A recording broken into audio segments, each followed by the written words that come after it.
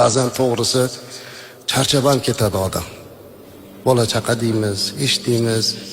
Ertalab chiqqan kimdir savdo qiladi, kimdir ishlab chiqarish qiladi, kimdir hunarmand, kimdir dehqon, kimdir arava yetalayapti, kimdir taksi qilyapti.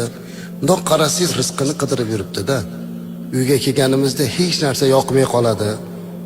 Bola chaqamiz gapi ham yoqmay qoladi. Charchadim deymiz. Ba'zan noliymiz charchaganimizdan. Hozir men sizlarga bir hadis o'qib beraman.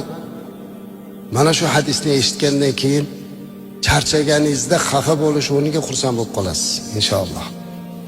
Bu hadis Ibn Abbos radhiyallohu anhu dan rivoyat qilingan, Imom Tabaroniyda kelgan hadis.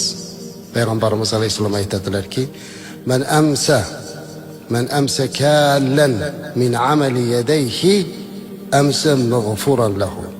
Qarang, kim mehnat qilib, bola chaqani boqaman deb tashvish qilib, halollik bilan harakat qilib, charchab, uxlab shu kunda tong ottirsa, ertalab gunohlardan mag'fur bo'lgan holda uyg'onadi dedilar Payg'ambarimiz alayhisalom.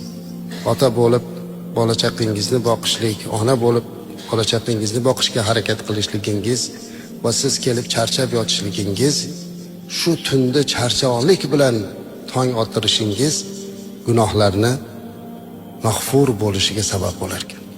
Shuning uchun ham dinimiz azizlar mehnatga chaqiradi, battollikdan qaytaradi. Halol mehnat qilsin, kasb kamol qilsin, hamma halol xizmat qilsin deb aytadi.